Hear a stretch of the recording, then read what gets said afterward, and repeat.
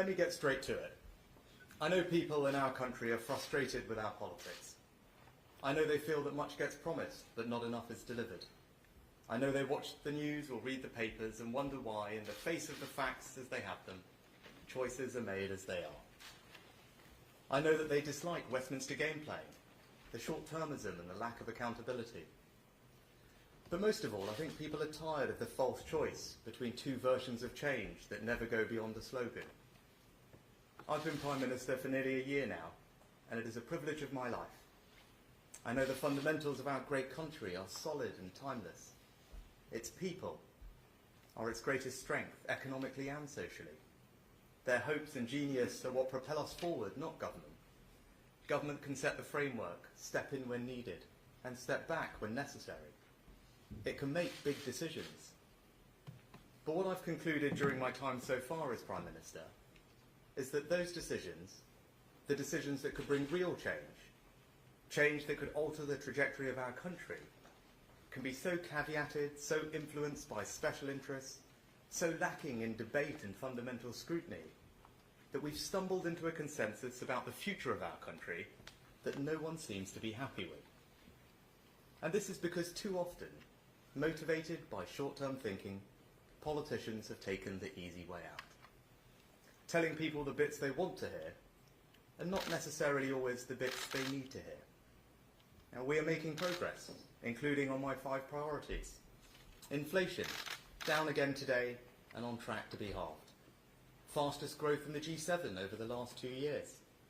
Debt on target to be falling. The NHS, treating more patients than last year. And small boats, crossing significantly down on last year. But put simply, that isn't enough. If for too many there remains a nagging sense that the path we're on, no matter which party is in government, isn't quite what we hoped for, and that no one seems to have the courage to say so. That we make too little, that we spend too much, that things take too long, and that even when we know these things, we seem powerless to change them. Now, I'm here today to tell you that we do not have to be powerless. Our future doesn't have to be a foregone conclusion. Our destiny can be our own choosing, but only if we change the way our politics works. Can we be brave in the decisions we make, even if there is a political cost? Can we be honest when the facts change, even if it's awkward? And can we put the long-term interests of our country before the short-term political needs of the moment, even if it means being controversial? I've spent my first year as Prime Minister bringing back stability to our economy, your government and our country. And now it is time to address the bigger long-term questions we face. The real choice confronting us is, do we really want to change our country and build a better future for our children? Or do we want to carry on as we are? I've made my decision. We are going to change. And over the coming months, I will set out a series of long-term decisions to deliver that change. And that starts today, with a new approach to one of the biggest challenges we face, climate change. No one can watch the floods in Libya or the extreme heat in Europe this summer and doubt that it is real and happening. We must reduce our emissions. And when I look at our economic future, I see huge opportunities in green industry. The change in our economy is as profound as the Industrial Revolution, and I'm confident that we can lead the world now as we did then. So I'll have no truck with anyone saying we lack ambition. But there's nothing ambitious about simply asserting a goal for a short-term headline without being honest with the public about the tough choices and sacrifices involved, and without any meaningful democratic debate about how we get there. The Climate Change Committee have rightly said, you don't reach net zero simply by wishing it. Yet that's precisely what previous governments have done, both Labour and Conservative. No one in Westminster politics has yet had the courage to look people in the eye and explain what's really involved. That's wrong, and it changes now. The plans made on your behalf assume this country will take an extraordinary series of steps that will fundamentally change our lives. A ban on buying new boilers, even if your home will never ever be suitable for a heat pump. A ban that takes effect in just 3 years for those off the gas grid. And mandatory home upgrades for property owners in just 2 years' time.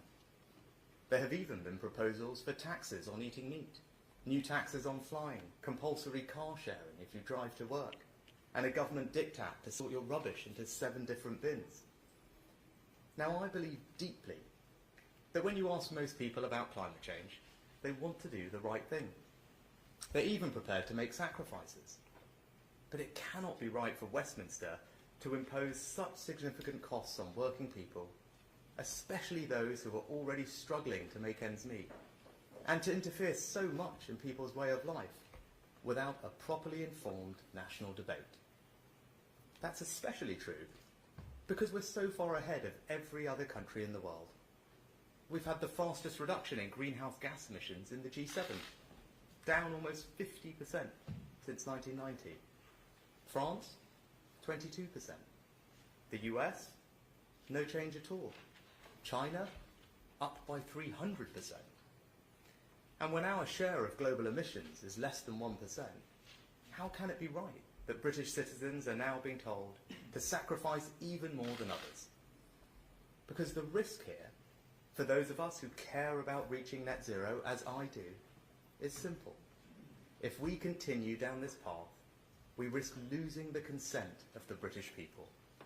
And the resulting backlash would not just be against specific policies, but against the wider mission itself, meaning we might never achieve our goal.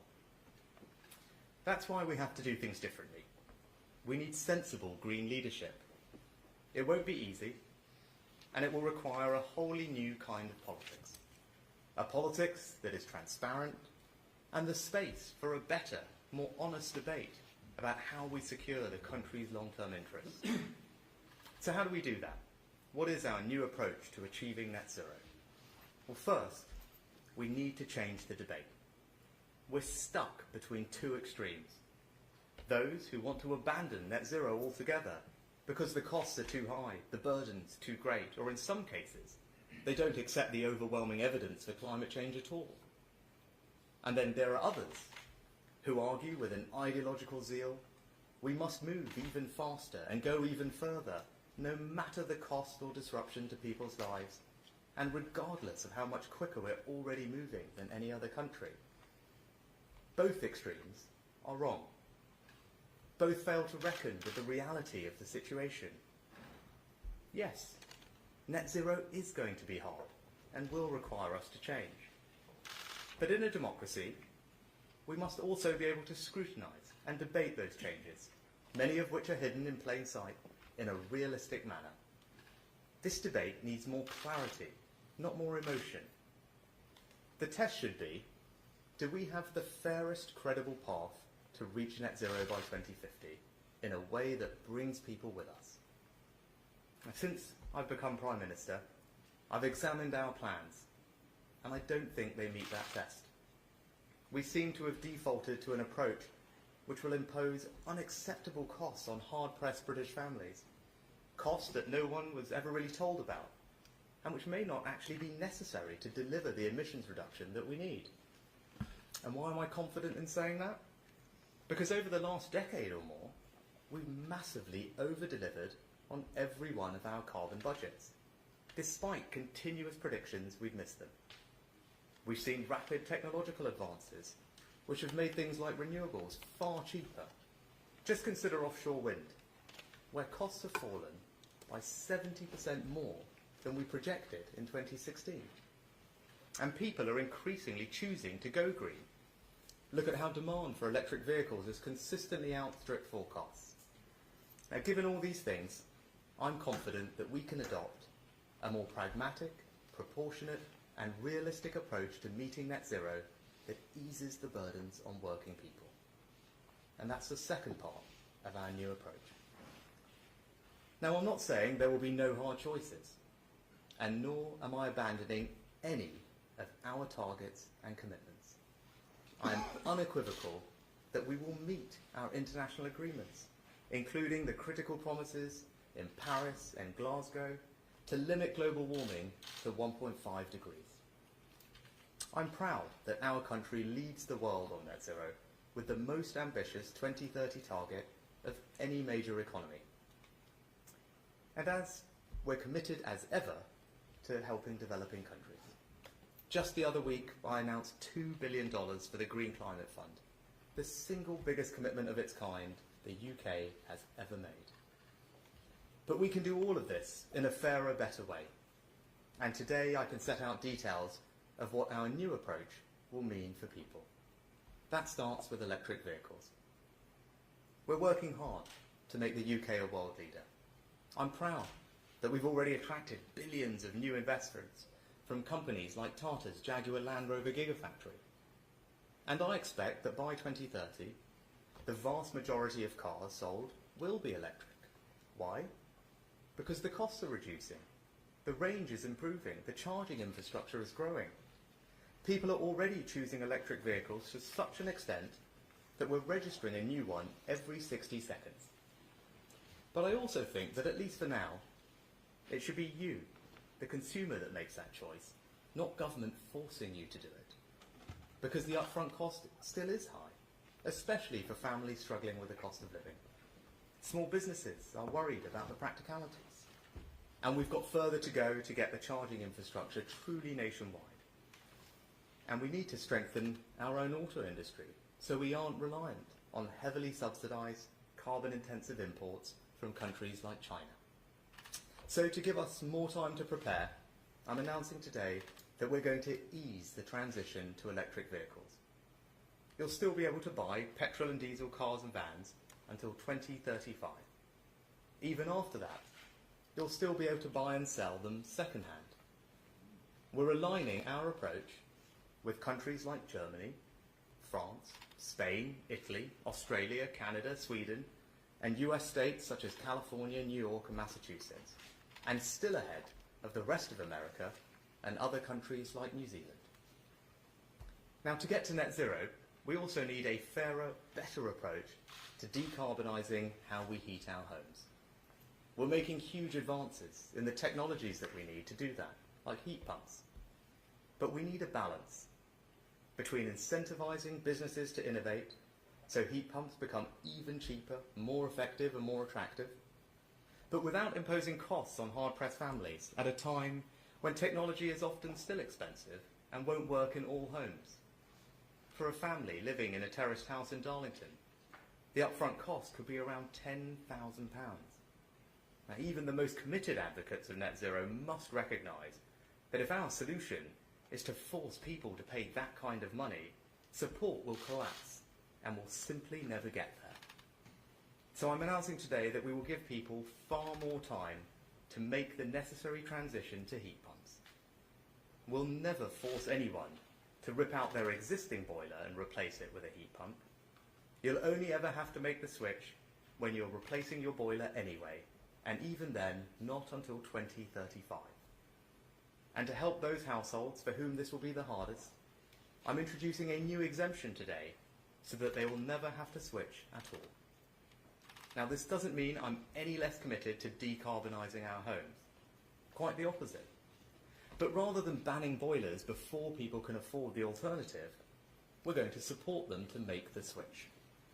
I'm announcing today that the boiler upgrade scheme, which gives people cash grants to replace their boiler, will be increased by 50% to £7,500. There are no strings attached, the money will never need to be repaid, and this is one of the most generous schemes of its kind in Europe. Next, energy efficiency. Now, this is critical to making our homes cheaper to heat. That's why we've got big government grants, like the Great British Insulation Scheme. But under current plans, some property owners would have been forced to make expensive upgrades in just 2 years' time. For a semi-detached house in Salisbury, you could be looking at a bill of £8,000. And even if you're only renting, you'll more than likely see some of that passed on in higher rents. That's just wrong. So those plans will be scrapped. And while we will continue to subsidise energy efficiency, we'll never force any household to do it. And that's not all. The debate about how we get to net zero has thrown up a range of worrying proposals. And today I want to confirm that under this government, they will never happen. The proposal for government to interfere in how many passengers you can have in your car, I've scrapped it. The proposal that we should force you to have 7 different bins in your home, I've scrapped it. The proposal to make you change your diet and harm British farmers by taxing meat, or to create new taxes to discourage flying or going on holiday, I've scrapped those too. And nor will we ban new oil and gas in the North Sea, which would simply leave us reliant on expensive imported energy and foreign dictators like Putin. We will never impose these unnecessary and heavy-handed measures on you, the British people. But we will still meet our international commitments and hit net zero by 2050. And if we're going to change politics in the way I'm talking about, we can never allow carbon budgets to be set in the same way again. The last carbon budget process was debated in the House of Commons for just 17 minutes and voted through with barely any consideration given to the hard choices needed to fulfil it. It was the carbon equivalent of promising to boost government spending with no way to pay for it. That's not a responsible way to make decisions which have such a bearing on people's lives. So when Parliament votes on carbon budgets in the future, I want to see it consider the plans to meet that budget at the same time. If the first part of our new approach to meeting net zero is to change the debate, and the second part is a more pragmatic, proportionate and realistic approach that eases the burdens on families, then the third is to embrace with even greater enthusiasm the incredible opportunities of green industry and take the necessary practical steps to create whole new sectors and hundreds of thousands of good, well-paid jobs right across the country. We're already home to 4 of the world's largest offshore wind farms. We're building an even bigger one in Dogger Bank and improving our auction process to maximise private investment into this world-leading industry. We're lifting the ban on onshore wind. We're investing in 4 new clusters to capture and store carbon from the atmosphere. And we're building new nuclear power stations for the first time in 30 years. Just this week, we took a significant long-term decision to raise funding for Sizewell C, putting beyond all doubt our commitment to decarbonising our power sector. And later this autumn, we'll shortlist the companies to build a new generation of small modular reactors. But one of our biggest constraints to reaching net zero and improving our energy security is this. We're investing billions in new energy projects, yet we don't have the grid infrastructure to bring that power to households and businesses. And when energy security is national security, that's unacceptable. Right now, it can take 14 years to build new grid infrastructure. There are enough projects waiting to be connected to generate over half of our future electricity needs. So I can announce today that the Chancellor and Energy Security Secretary will shortly bring forward comprehensive new reforms to energy infrastructure. We'll set out the UK's first ever spatial plan for that infrastructure to give industry certainty and every community a say.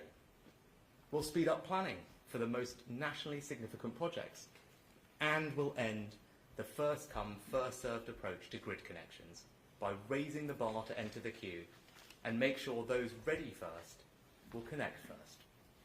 So from offshore wind to nuclear to a revolution in our energy infrastructure, investors should have absolute confidence that we're getting on with the job and the UK will remain the best place in the world to invest in the green industries of the future. Not least because of something else that this country has always excelled at, innovation in new technologies. As a country that emits less than 1% of the world's carbon emissions, one of the most powerful contributions we can make is our unique ability to develop new technologies that can help the world. Like the Sense Wind team in Scotland developing the technology to service offshore floating wind turbines while still out at sea. Or the researchers at Cambridge who pioneered a new way to turn sunlight into fuel. And that's why today we're going further, creating the new £150 million Green Future Fellowship. This will support at least 50 leading scientists and engineers to develop real breakthrough green technologies. And it builds on the £1 billion I invested as Chancellor in the Net Zero Innovation Portfolio. And finally, we can't tackle climate change without protecting nature, and vice versa. Just the loss of forests alone accounts for the equivalent of 10 times the global emissions of the entire United Kingdom.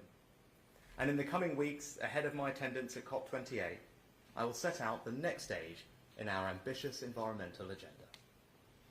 So in conclusion, this country is proud to be a world leader in reaching net zero by 2050.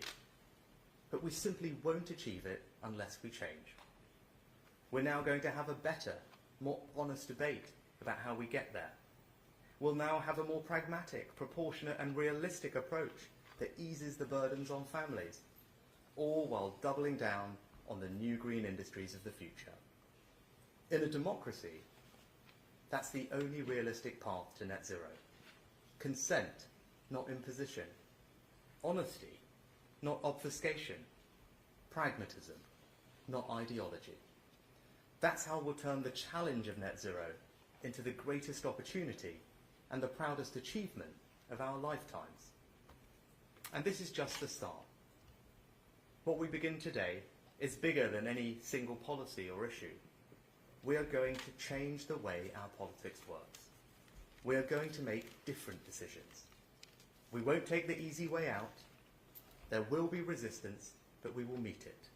Because I am determined to change our country and build a better future for our children. Nothing less is acceptable.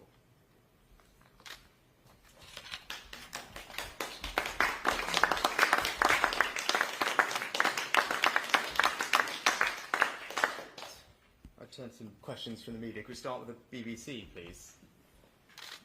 Thank you, Prime Minister. Chris Mason, BBC News.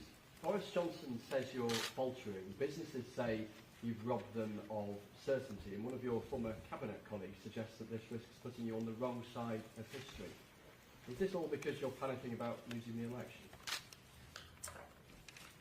I've been thinking about these issues for a long time, and as Chancellor I was concerned about the impact on families of some of the policies that were being mooted.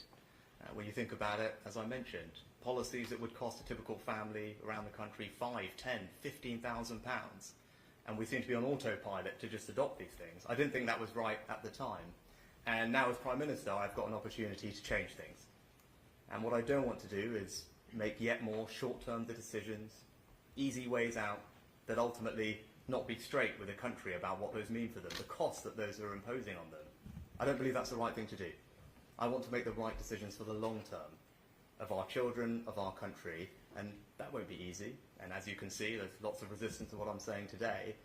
But what I'm trying to do is make sure that we're on a path to deliver net zero, because I firmly believe in it, but we're going to do that in a fair, in a proportionate way that brings people along with us and minimises the burdens on families. Now, I think that's an incredibly reasonable and realistic approach. In fact, I think it's the only approach that's going to actually get us to net zero and carry the country with us. So look, lots of people are going to have their views, and I respect their right to disagree with me, but ultimately it's incumbent on them to then explain to families up and down the country why, if they disagree with me, they're willing to impose those costs, £10,000, £15,000 on those families in pursuit of something when it's not necessary, when we can meet our carbon targets without it, when we remain a world leader. Right? That's a question for them, because I think my approach is the right one. Next, can we go to ITV? Prime Minister, you know probably better than anyone that we've had years of underinvestment caused by economic instability, which has in turn led to low growth. When you became Prime Minister, you pledged to restore stability. By delaying the targets for motor vehicle replacement, boiler replacement, many big businesses that want to invest in this country say you've pulled the rug from under them and you've increased instability. The reverse of what you wanted to do, you said. The best thing I can do for business is ensure that we actually continue to deliver net zero because it has the consent of the British public. And as you can see in other countries around the world, when people have tried to go too fast, haven't had an open and honest conversation with the country, they've ultimately had to change course. That's not the right thing to do, and that's what we're doing today. We're putting in place the right policies that will ensure that we get to net zero, bring people along with us, and that's what ultimately will give businesses the certainty that they need to invest. You mentioned a couple of specific things, the time frame for transitioning electric vehicles. As I pointed out, 2035. That's the same target as that in France, Germany, Italy, Spain, Canada, Australia, California. I can go on. That is the global mainstream target. In an industry that is global in nature with imports and exports that we are integrated into, it's hard for anyone to say that that's somehow putting us at a disadvantage. I also think what the auto industry wants us to deliver, which we will now be able to, is our mandate to get from here to there. Because, as I said, this is about 2035 is one aspect of it, but between now and then, we are going to make progress in transitioning to electric vehicles. And we're working with industry to put in place the pathway to get there that they are incredibly supportive of. The other thing I would say to industry is we're doubling down on the other things that they want from us, and that's grid infrastructure. If I speak to any business today that is interested in this space, and my cabinet colleagues over there will be nodding, right, if you speak to Mark, speak to Kemi, speak to Claire, what does every business ask them about? how do we connect to the grid faster? We want to decarbonise. We want to grow. But if it's going to take us years to connect, that's not going to work. We're not going to get to energy security or net zero that way. That's why the reforms that I announced today that the Chancellor and the Energy Security Secretary will flesh out in more detail in the coming weeks will make a transformative difference for business. And particularly those in the power sector, those companies that are queuing up to deliver more renewables, and you'll know that because you speak to them as well, Robert. They'll all be asking about grid connections. But we're about to bring forward the most transformative plans that anyone has done to upgrade our grid infrastructure and speed up connections to it. So I think any which way you look at it, we're continuing to do the right things for business, whether it's investing in R&D to realise the benefits of innovation. Again, that's something we can do better than almost anyone. Speeding up grid connections, but most importantly, providing that certainty and clarity that we have a path that is sustainable because it's going to be done with people's consent. And I think that is something that they will prize above everything else. Next, we go to GB News. Well, Prime Minister, you mentioned there the unacceptable cost on hard-pressed British families. How much will these changes save the average working family? And to talk about consent, why not put net zero by 2050 to a referendum of the rich people? Well, when it comes to the cost, I think you're absolutely right to highlight them. And that's why I've taken the decision that I've taken. Because some of the things that were being proposed would have cost typical families upwards of £5,000, £10,000, £15,000.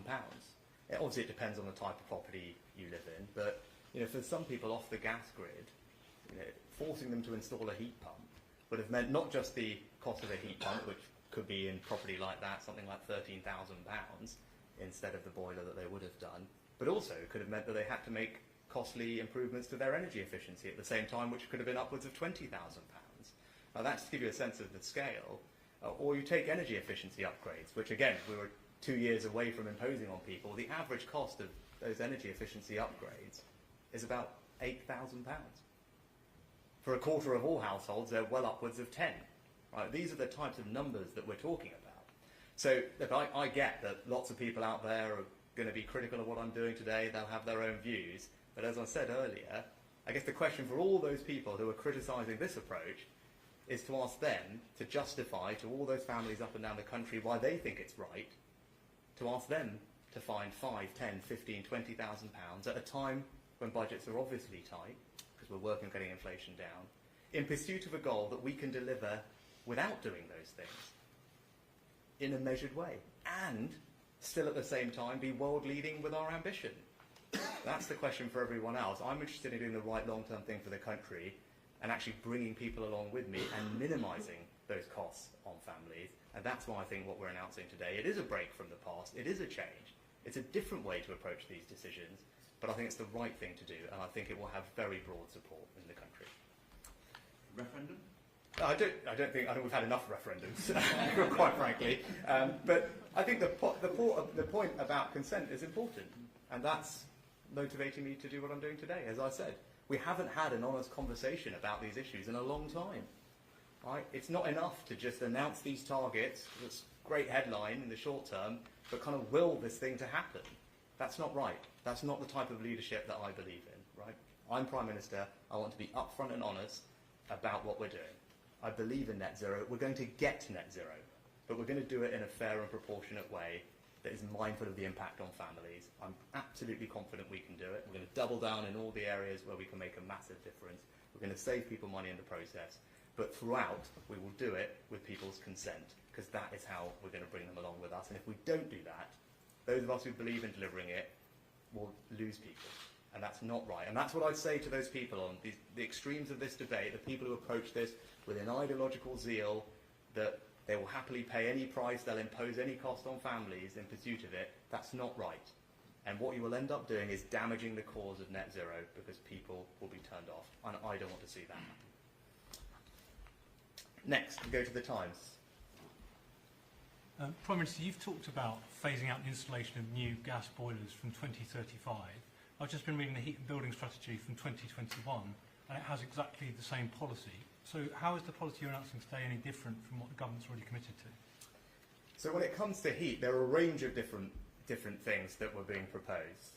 And of course, look, it's right, we need to decarbonise our heat first and foremost, right? Everyone who believes in net zero has to acknowledge that over time we need to change how we heat our homes. I want to be upfront with everyone about that, because that's what's necessary. I wouldn't be being straight with you if I was on the one hand saying we're going to deliver net zero, but then pretending that we weren't going to have to change how we heat our homes. We do, but we can do it in a much more measured way. Now, there were a range of things that were being proposed. In just a couple of years, some property owners were being forced to massively upgrade the energy efficiency of their homes at an average cost of about £8,000. We've stopped that from happening. A year after that, we were proposing that those off the gas grid were going to have to make changes to their boilers. And as I said, for many of those people, this was exorbitantly expensive or actually just deeply impractical. We stopped that from happening. And for everybody else, we will have to make the change. Right? 2035 is the right type of time frame because boilers on average last about 15 years, and if we want to get to 2050 and be net zero compliant, you work backwards, that's about the right time frame. So we shouldn't be doing things before then, but that's a sensible time frame to do it. But, as I've announced today, we recognise that there are a number of properties for whom this just won't make sense with the technology and what we know today, and that's why we're introducing a new exemption, which will cover about a fifth of all households. But there are those houses up and down the country, either the extra improvements they have to make for their grid connection or the energy efficiency improvements they would have to make to install the heat pump, just either are not practically feasible or so disproportionately expensive that it's not right. So that new exemption today is a new policy, as well as shifting the timelines out to 25. But again, also, because I am committed to doing this, I'm being upfront that that will need to happen, and we're supporting people today to make the change. So we have a scheme called the Boiler Scrappage Scheme, which provides families with £5,000 right now if you want to make that transition yourself. I'm increasing that today by 50% to £7,500. Now, that's a significant increase. It means it's one of the most generous schemes in Europe. But also, roughly, that £7,500 is about the difference between a typical heat pump and a typical boiler. Obviously, it will vary by circumstances. But what we're saying is, for those people who want to do this, we're going to step in and help you in the short term. That will help grow the industry, get more people adopting this technology and spreading the word. And it's a signal of our intent to make this transition. But that's the right way to do it, not to impose disproportionate bans and mandates on people in the next few years that just come with a huge cost when the technology is not quite ready. Next, we go to the Daily Mail. Thanks, PM. Jason Gross from the Daily Mail. You mentioned the government's carbon budgets. They're legally binding. Some of this other stuff is in law. Can you deliver this package without changing the law? And we've heard from some people on your own benches there is opposition on your side to some of this. Are you confident you can win those votes? You're the chief whip lurking over there. What's he telling you? Can you carry the party on this? Yeah, on the first one, I just want to be absolutely unequivocal about this. We remain completely 100% committed to all our targets, both our international targets, Paris, COP, but also our domestic targets. The nationally determined contributions to 2030 target, all of those remain. Not just that we committed to them, though, we are confident of delivering them. The Energy Security Secretary and I have spent a lot of time since she got the job to go over all of this, and we are entirely confident that even with these changes, we are still on track to meet all our obligations.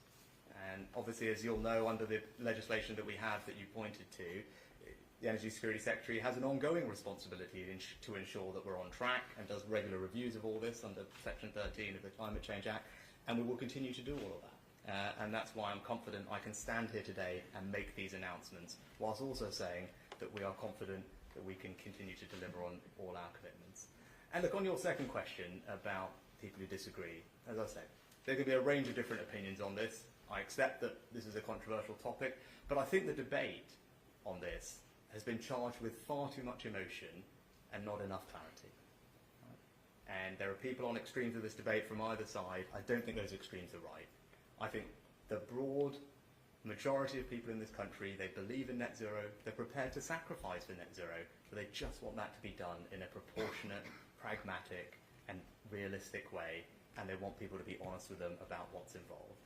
And that's the approach that we're putting in place today. And for those people who disagree with that, as I said, it's on them to explain to families around the country why, if they disagree with me, they think that those families should be forced to pay £5,000, £10,000, £15,000 to do things that are not necessary to get us to net zero, and at a time when budgets are already tight, and we continue to lead the world in bringing down carbon emissions.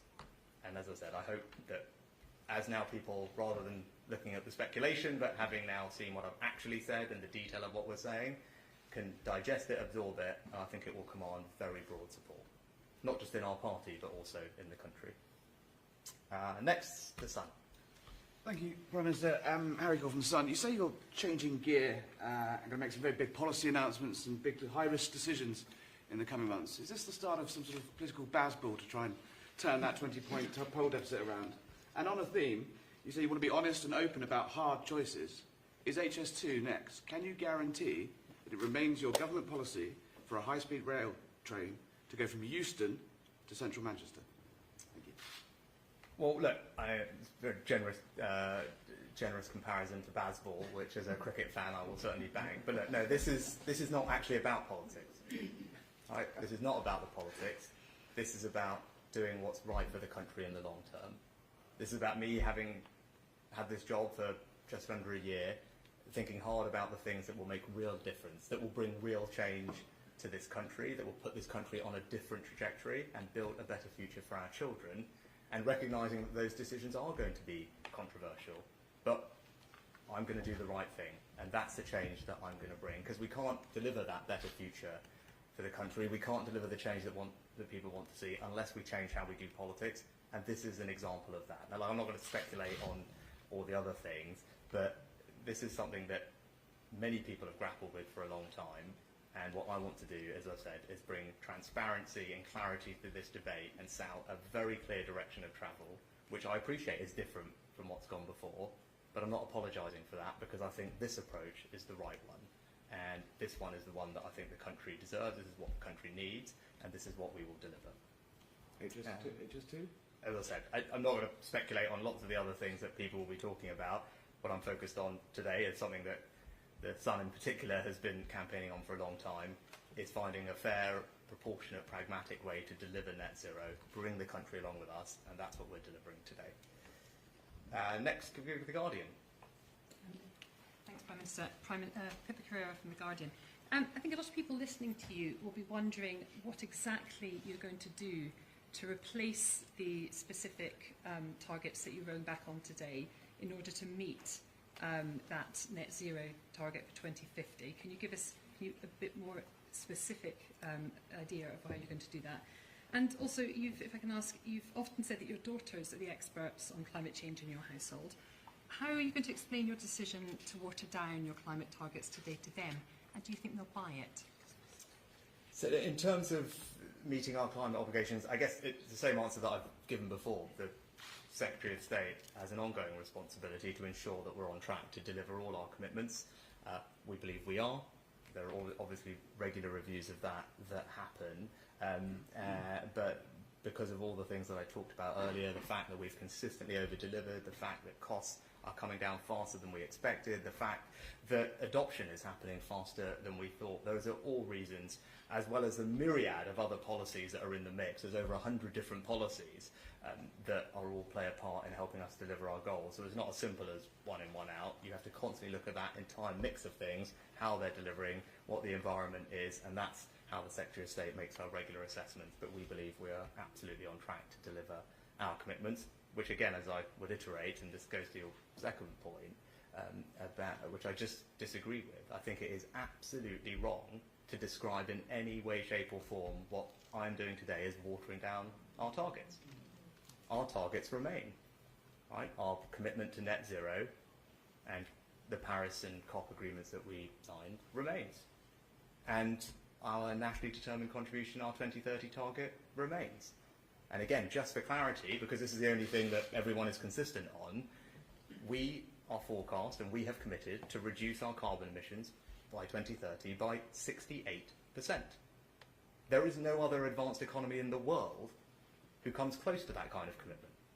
That's a commitment that we're sticking to today. It's a commitment that we're confident we can deliver. Just to give you a sense, we're at 68%. Where's the EU? 55%. Australia, 45%. America, Japan, 40%. Canada, 20%. New Zealand, 18%. So this idea that we're watering down our targets is just wrong, right? And this goes to this debate where there's all this emotion in it and people on extremes, but those are the facts. So if someone thinks that what we're doing is somehow not sufficient, not ambitious enough, I don't know what they'd say to pretty much every other country in the world, because we are way out ahead already and continuing to maintain that leadership. So I'm very confident that what we're doing is right, because not only do we have these world-leading targets, we're actually just doing it in a better way that will bring the country along with us and save families thousands of pounds. And there's nothing watering down about that. That's why I have no problem whatsoever defending it, not just to my daughters, who, quite frankly, these aren't, it's not them who are going to have to fork out 10 grand, right? This is the families up and down the country right now who are working hard. Inflation is higher than any of us would like it to be, but thankfully today the numbers show that we're on track to bring it down. And the question is, I don't want those families to have to bear unnecessary costs at the same time as delivering all these things, and we don't have to. So I'm entirely comfortable with what I'm doing, and I think it's entirely wrong to describe it in any way, shape or form as watering anything down. And lastly, LBC. Theresa May brought in the net zero target in 2019, as you know. Why has it taken the Conservative Party 4 years to be honest about the cost of net zero and what it all means for us? And will you now be honest today and admit that despite this delay, despite these pushing back, getting to net zero will cost Britain and the taxpayer quite a lot of money? I don't think this is about actually individuals or personalities. As I said in my speech, right, we talk about net zero in 2008, the original act, and I think both parties over that long period of time, haven't had this honest conversation with the country about what exactly is involved. And there are lots of reasons for that, but it's not easy, right? You can see all the flack I'm getting today and yesterday because trying to have this conversation when it's charged with so much emotion, when there's people who are just very ideological about it, is not an easy thing to do. But that's not going to stop me from doing what I believe is right. Right, so I'm not going to chase the short-term headline. I'm not going to take the easy way out. That's not how I'm going to do this job. I am going to bring change because I want to put this country on a different trajectory. I want a better future for our children, and we're not going to get that unless we change how we do things. And today is the first example of a big change in approach, a change in the way we do politics, to put the long-term interests of the country first, ahead of the short-term and chasing the easy way out. And as I said, I think it's the right thing to do, and I genuinely believe it will command very broad support. Thank you very much for your time.